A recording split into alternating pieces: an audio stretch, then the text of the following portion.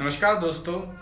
बहुत सारी डिमांड आने के बाद ये आज मैं वीडियो शूट करने जा रहा हूँ। इस वीडियो के अंदर आज हम डिस्कस करने वाले हैं कि ट्रांसफ़र आरएनए क्या होता है, इसका सेल के अंदर फंक्शन क्या है, किस तरीके से ये प्रोटीन सिंथेसिस में हेल्प करता है, इन सभी चीज़ों को डिस्कस करने जा रहे हैं। ठीक है, तो ये 12th क्लास का एक बहुत इंपॉर्टेंट टॉपिक है और transfer RNA basically competitive exams में भी बहुत बार पूछा जा चुका है इसके फंक्शंस के बारे में। ठीक है, तो आज के इस पूरे वीडियो के अंदर हम ट्रांसफ़र आरएनए के बारे में ही डिस्कस करने जा रहे हैं। ठीक है, तो वन बाय वन हम सारे पॉइंट्स को कवर अप करेंगे। ठीक है, तो सबसे पहले हम बात करते हैं ट्रांसफ़र आरएनए होता क्या है और ये फंक्शन कैसे करने वाला है। ठीक है, तो जानते हैं बेसिकली किसी भी सेल के अंदर दो टाइप के आरएनए प्रेजेंट होते हैं, एक होता है जेनेटिक आरएनए और एक होता है नॉन जेनेटिक आरएनए। तो बेसिकली जो जेनेटिक आरएनए है वो जो प्रीमियर वर्ल्ड या जो पहले वाला जो वर्ल्ड था जिसके अंदर बेसिकली वायरस बैक्टीरिया प्रेजेंट थे, उसके अंदर जेनेटिक इन्फॉर्मेशन को स्टोर करने के लिए या उधर से एक जनरेशन से दूसरे जनरेशन में ट्रांसफ़र करने के लिए यूज़ किया जाता था, वो बेसिकली बैक्टीरिया और वायरसेस में प्रेजेंट होते हैं। और सेकेंड टाइप जो हम बात करते हैं नॉन जेनेटिक आरएनए के बारे में, तो नॉन जेनेटिक आरएनए के अंदर हम डिस्कस करेंगे बेसिकली राइबोसोमल आरएनए होता है, ट्रांसफ़र आरएनए होता है, मैसेंजर आरएनए होता है। तो उसमें से एक जो टॉपिक हम आज डिस्कस करने जा रहे हैं वो है ट्रांसफ़र आरएनए के बारे में। ठीक है, तो जो ट्रांसफ़र आरएनए है एक नॉन जेनेटिक आरएनए है और एक पूरे सेल के अंदर बेसिकली 10 to 15% होता है। ठीक है, ये क्या होगा, पूरे सेल के अंदर जितना आरएनए है उसका सिर्फ और सिर्फ 10 to 15% होगा ये आरएनए। ठीक है, बेसिकली ये आरएनए सपोज करिए ये आपका एक सेल है और ये सेल के अंदर न्यूक्लियस है। ठीक है, तो सेल के अंदर जो न्यूक्लियस है, न्यूक्लियस के अंदर जो डीएनए है वो उस डीएनए से ये राइबोसोमल आरएनए, ये ट्रांसफ़र आरएनए का फॉर्मेशन होता है। यानी कहाँ फॉर्म्ड होगा, formed in nucleus bye DNA.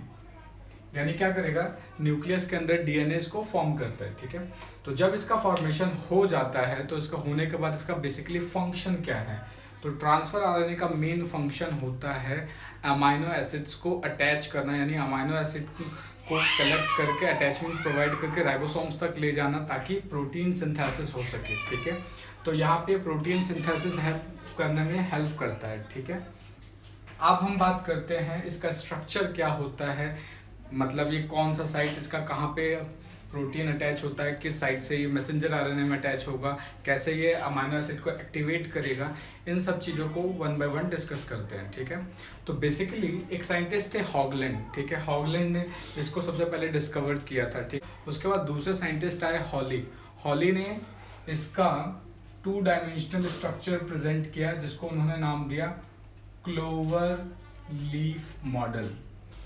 Clover leaf model कैसा मॉडल है आपका, 2D मॉडल है।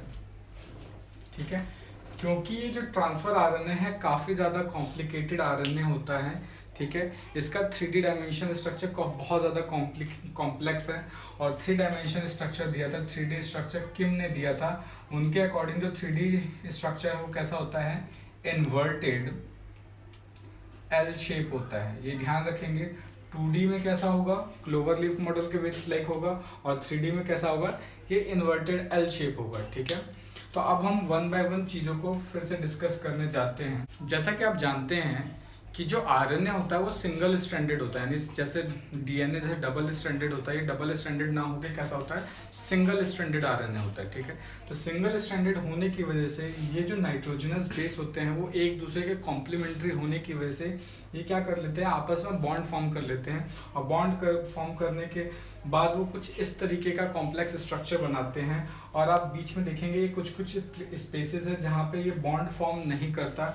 इन जो स्पेसेस जहाँ पे हाइड्रोजन बॉन्ड आपस में फॉर्म नहीं होते, इन स्पेसेस को हम बोलते हैं लूप। यहाँ पे हाइड्रोजन बॉन्ड फॉर्म ना होने का एक रीज़न ये होता है कि जो कॉम्प्लीमेंट्री बेस पेयरिंग है वो इस रीजन में एब्सेंट होती है। तो इस रीजन में क्या है, कॉम्प्लीमेंट्री बेस पेयरिंग एब्सेंट होती है, जिसकी वजह से इन रीजन्स में हाइड्रोजन बॉन्डिंग नहीं होती है और इन रीजन्स को हम क्या बोलते हैं, लूप्स बोलते हैं। तो जनरली क्या है, ये डिफरेंट टाइप्स के लूप आपको देखने को मिलेंगे। पहला लूप होता है टी साइसी लूप, ये इसके अंदर 7 बेसिस होते हैं और इसको हम अटैचमेंट लूप्स भी कहते हैं, ठीक है।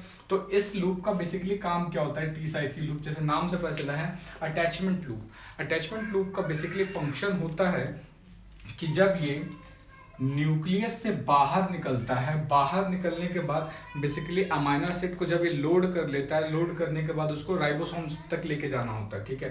तो राइबोसोम्स के पास जैसे जाता है तो राइबोसोम्स में क्या है, एक अटैचमेंट प्रोवाइड करना होता है, राइबोसोम के लार्जर सब यूनिट से इसको अटैच करवाना होता है, ठीक है। तो अटैचमेंट साइट का काम क्या होता है, ये ट्रांसफर आरएनए को लार्जर सब यूनिट से कनेक्ट करता है, यानी it connects transfer RNA to the larger subunit of ribosome, यानी ये राइबोसोम के लार्जर सब यूनिट से कनेक्ट करता है, ठीक है। दूसरा ये जो आपको ये दिख रहा है थर्ड एंड पे ये आपको ध्यान रखना है कि स्पेशल सीक्वेंस होता है, सीक्वेंस को हम बोलते हैं CCA सीक्वेंस। इस सीक्वेंस को हम एक्सेप्टर आर्म भी बोलते हैं। एक्सेप्टर आर्म क्या करता है, एक्सेप्टर आर्म पे कि जब अमाइनो एसिड एक्टिवेट हो जाता है, अमाइनो एसिड के एक्टिवेट होने के बाद यहाँ पर CO जो अमाइनो एसिड है वो COOH ग्रुप की साइड से आके यहाँ पे अटैच होता है। जनरली अगर मैं बात करूँ तो अमाइनो एसिड का जो स्ट्रक्चर होता है वो कुछ इस तरीके का होता है।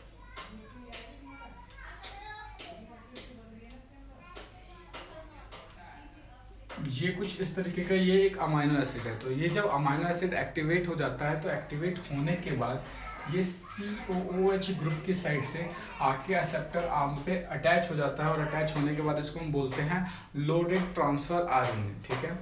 उसके बाद क्या है, नेक्स्ट हम बात करते हैं, नेक्स्ट लूप है रिकॉग्निशन लूप। इसके अंदर भी 7 बेसिस होते हैं और इसके अंदर एक स्पेशल टाइप के सीक्वेंस होता है जिसको हम बोलते हैं एंटीकोडोन। तो ये जो एंटीकोडोन है वो बेसिकली स्पेसिफिक होते हैं, क्योंकि इसके अंदर जो सीक्वेंस होता है वो स्पेसिफिक होता है। तो on the basis of anticodon हमारे पास जनरली 61 टाइप ऑफ कोडोन्स होते हैं। 61 टाइप ऑफ कोडोन होंगे तो जस्ट 61 टाइप ऑफ एंटीकोडोन्स भी होंगे। तो 61 टाइप के एंटीकोडोन की वजह से हमारे पास टोटल 61 टाइप के ट्रांसफर आरएनए होते हैं, जो कि basically 20 type of amino acids को एक्टिवेट करते हैं और उसको अटैच करते हैं, ठीक है। तो यहाँ पे इसको ये अटैचमेंट प्रोवाइड कर देगा। उसके बाद हम बात करते हैं DHU लूप। इसके अंदर बेसिकली 8 to 12 बेसिस प्रेजेंट होता है। ये लूप का काम क्या होता है, ये एक स्पेसिफिक एंजाइम सीक्रेट करता है जिसको हम बोलते हैं amino acyl synthetase enzyme secret करता है। ये एंजाइम बेसिकली इसका फंक्शन क्या होता है, ये इस अमाइनो एसिड को जाके क्या करता है, एक्टिवेट करता है और एक्टिवेट करने के बाद इसको यहाँ पे जाके ये अटैच करवाता है, ठीक है। तो इसका काम क्या होता है, activation of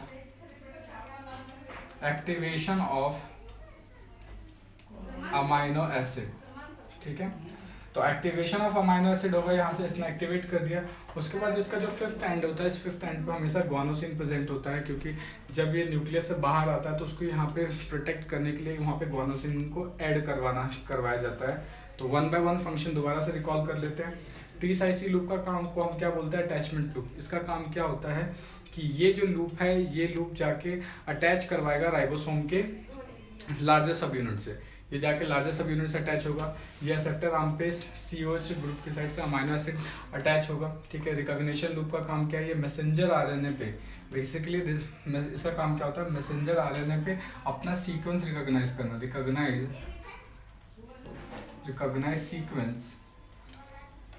sequence on messenger RNA, ठीक है। तो टोटल 61 टाइप के एंटीकोडोन होता है। तो 61 टाइप के एंटीकोडोन के बेसिस पे हमारे पास total 61 type of transfer RNA present होता है।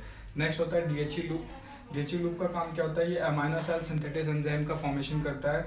इस एंजाइम का काम क्या होता है, ये अमाइनो एसिड को एक्टिवेट करता है। एक्टिवेट होने के बाद ये COH ग्रुप के साइड से ये एक्सेप्टर आर्म पे अटैच हो जाता है, ठीक है। तो जनरली हमारे पास total 20 types of amino acid होते हैं। तो टोटल 20 टाइप्स के यहाँ पे सिंथेटेज एंजाइम का फॉर्मेशन होगा, ठीक है। तो बेसिकली ये सारा का सारा हमारा क्या है, ट्रांसफर आरएनए के बारे में है। तो थैंक यू।